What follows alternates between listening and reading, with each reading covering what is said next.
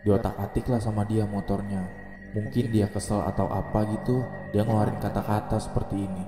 Diisengin kali nih sama yang semalam ketawa, sambil nendang pohon beringin tersebut.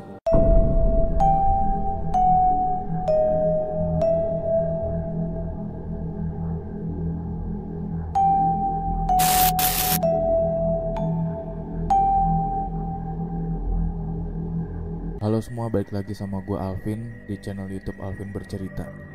Di video kali ini gue mau bacain cerita dari teman SMP gue yang katanya dulu waktu dia ngekos di daerah Jakarta, dia diganggu sama sesosok kuntilanak. Kayak gimana ceritanya? Yuk kita mulai aja langsung. By the way, disclaimer dulu, kalau semua karakter di cerita ini bakal gue samarin namanya. Ya ini juga permintaan dari dia sih, katanya buat jaga privasi juga. Oke, yuk kita mulai. Halo semua, salam kenal. Nama gue Jane. Gue mau cerita waktu gue dulu diganggu sama kuntilanak di kosan lama gue. Jadi waktu itu gue ngekos di daerah Jakarta Pusat. Jadi kosan ini adalah bangunan tua yang dulunya digunakan untuk kantor. Bangunan ini punya 4 lantai dan kamar gue ada di lantai 3. Oh iya, di depan kosan gue juga ada sebuah pohon beringin besar. Jadi ya kamar kita menghadap ke pohon itu. Ceritanya malam-malam sekitar jam 9-an gue lagi teleponan sama pacar gue sambil duduk di balkon. Tiba-tiba cowok gue ngomong, "Itu siapa sih yang ketawa? Ganggu aja." Gue pun bingung karena posisinya emang lagi sepi dan gak ada siapa-siapa. "Ah, suara siapa? Gak ada siapa-siapa kok di sini," kata gue. Ya terus obrolan itu pun gak berlanjut. Besokannya gue pulang kerja diantar cowok gue. Dia juga parkir motornya tepat di bawah pohon beringin itu. Di situ cowok gue mampir sebentar dan gak lama itu dia langsung pulang.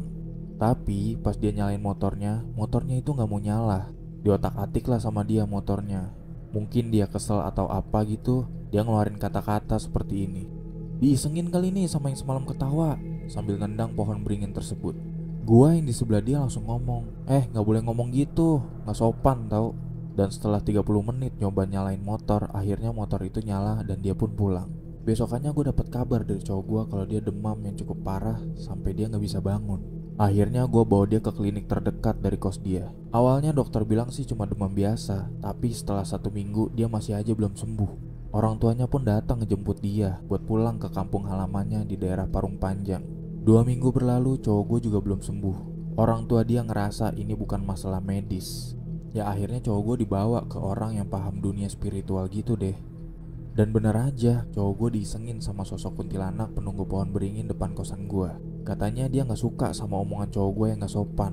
Singkat cerita, setelah didoain dan lakuin ritual gitu, akhirnya 4 hari kemudian cowok gue sembuh. Sekarang gue pindah ke Semarang karena urusan kerja. Gue juga udah gak tahu kabar kosan itu kayak gimana. Mungkin segitu aja cerita dari gue. Gue rasa udah kepanjangan juga. Makasih ya udah mau bacain cerita gue. Sukses terus buat Alvin Bercerita.